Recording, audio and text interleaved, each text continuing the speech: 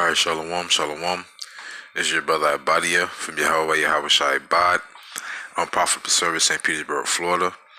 GMS Tampa Bay 12. I want to give all honor, glory, and praises unto Yahweh, by Hashem, YAHAWASHI, by Hashem, Kadash. Double honors to my elder apostles at Great MILLSTONE who rule well. Single honor salutation to all you sensitive brothers as constantly push his word, truth, sincerity, four corners of the earth. And peace and blessings be unto the 1/3, and also to the confusion faces as well. Shalom, peace and blessings be unto you all. The brother Mayaka Allah in the camp, he sent this photo, and I was like the water, because contrary to popular belief, what people know today as intercontinental ballistic missiles are actually written in the Bible.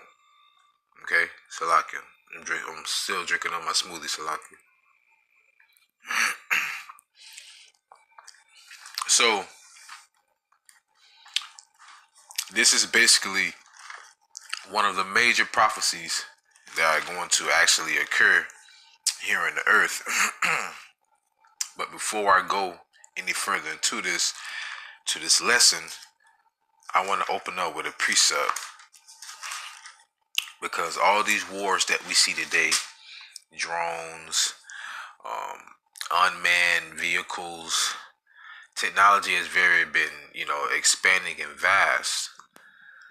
You really don't have boots on the ground like that anymore, but you always need to have boots on the ground, because if you go to war so you can claim the land, you can get the natural resources. No matter how many bombs you drop from the sky, you still have to have military personnel down there to actually subjugate their land and confiscate what's ever there. War is all about money. But this war is going to be fought differently this time. And I'm going to go into Isaiah chapter 9, verse 5. And it reads, "For every battle of the warrior is with confused noise and garments rolled in blood." And a prime example will be movies like Troy with Brad Pitt. You have 300, Braveheart. When you watch these movies, there was no such thing as guns. There was no such thing as army tanks. There was no such thing as jets, stealth fighters, surface to air missile defense system, none of that. You had men riding on the backs of horses, men running with swords, daggers, spears, shields, helmets, bucklers, things of that nature. That's what they mean by the battle of the war with confused noise. Metal clinging, cling. Men wailing because, they lost an arm, and men is being decapitated. Men is getting their bowels spilled all over the ground. Just death is everywhere around you. You're at a constant battle. That's the battle that it's talking about. I'm read again. I'm gonna complete the whole verse. Isaiah 9:5, "For every battle of the warriors with confused noise and garments rolled in blood, but this shall be with burning and fuel of fire." All right, the word there, it says fuel of fire. Okay, so when you're thinking about all those wars, like I said, they didn't have like missiles and grenades and things like that. They had to be hand-to-hand combat. Okay, so as you can see on the screen, this is what it means by fire. It's going to be what fuels a fire. Well, for one, you also do need fuels for these intercontinental ballistic missiles to actually reach their targets. Okay, and now what I'm going to do, I'm going to go into the book of Sirach. I'm sorry, not Sirach, 2nd Ezra. I'm reading out the 1611 King James Version Bible. And the Apocrypha is actually valid. People say it's non-canonical. We're not concerned with what Esau say. Okay, this is our book, and the Apocrypha is a part of the Bible. That's why it's called Apocrypha. It was taken out, crypto, hidden away. All right. So I'm reading in 2nd Ezra, chapter 16. Now, before I go any further, let's read this real quick on the screen. How it works. Intercontinental ballistic missile. Missiles are self-guided munitions that travel through the air or outer space to their targets. Did you get that? A ballistic missile travels along a suborbital trajectory. An intercontinental ballistic missile can travel a substantial distance around the Earth to its target. Okay? Now bear with me. Now you see they have bombs, smart bombs, torpedo, rocket missiles. We talking about intercontinental ballistic missiles. Now let me get into 2nd Ezra chapter 16. I'm going to start at verse 12. Let's start at 11. The Lord shall threaten, or who shall not be utterly beaten to powder at his presence. The earth quaketh, and the foundations thereof. The sea riseth up with waves from the deep, and the waves of it are troubled. Okay? Pay attention. And the fishes thereof are also before the Lord, and before the glory of his power. For strong is his right hand that bendeth the bow. Now, this is what you have to understand when you're reading the Bible. Because people will read the Bible and take things literally. Now, remember what I said. There was no such thing as missiles in the ancient time. No such thing as army tanks. No such thing as Humvees and Jeeps, you know. But before I go any further, I have to bring this out in Proverbs. This is Proverbs chapter 1, verse 8. No, I'm sorry. Verse 5. A wise man will hear and will increase learning, and a man of understanding shall attain unto wise counsels. To understand a proverb in the interpretation. Okay, you hear that? The words of the wise in their dark sayings. All right. So it goes back to the interpretation, not a private interpretation, which is spoke of in 2nd Peter's, if I'm not mistaken, but of the interpretation which is interpreted by what? The Holy Spirit. You know, and it's the spirit of truth. So now let's get back to 2nd Ezra so I can prove my point. 2nd Ezra chapter 16, verse 16. I'm sorry, verse 13.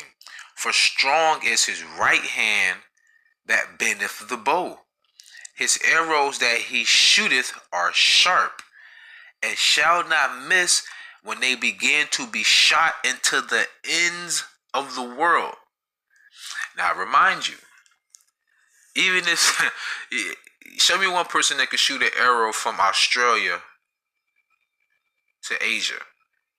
Show me somebody who could shoot an arrow. I even give you this one. Show me somebody who could shoot an arrow from Manhattan, New York, all the way to North Jersey. All right, or from Silicon Valley over into the Bay Area. You know, I'm even trying to make it realistic. You can't. This is that a private interpretation talk about a thermonuclear warhead. Now remember, the part where it said, when they begin to be shot into the ends of the world. Let's go back up here in this article again. What is this photo? How it works. Intercontinental ballistic missile. Missiles are self-guided munitions that travel through the air or outer space to their targets. A ballistic missile travels along a suborbital trajectory. An intercontinental ballistic missile can travel a substantial distance around the Earth. Around the Earth.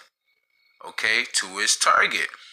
And notice what it said in the beginning. It says through the air or outer space. Now let's read 2nd Ezra chapter 16, verse 13 again. For strong is his right hand that bendeth the bow. His arrows that he shooteth are sharp and shall not miss when they begin to be shot into the ends of the world. See, this is what you call an interpretation. Okay, that's how you interpreted that. Because there's no way a man could shoot an arrow from one place on the earth. I'm sorry, I'm gonna put it like this: from one continent on the earth to another continent. Now, as I read here on on this on the screen what it says right there underneath this photo. It says details of the W-62 nuclear warhead are classified, but the re-entry vehicle is 5.9 feet long and has a yield of 170 kilotons. Because this is what you see right there, if what those men are beholding, that's what a warhead is at. Okay, everything else is just you can see the stages. You see how it goes up into the air. Now I'm gonna read it again. Well, actually, I'm gonna go to the next verse. 2nd Ezra chapter 16, verse 14. Behold, the plagues are sent, and shall not return again until they come upon the earth. Look at the trajectory right there. They sent, and then they come back upon the earth. Call YAHAWASHI. You see that? They're sent. And you notice it said the plagues. You know what that plague is, right? That's that fire. That plague is that fire. Alright? Them thermonuclear warheads, man. Matter of fact, before I go any further, let me prove that point real quick. I don't want to speak on something and then not actually show it to you or prove it to you.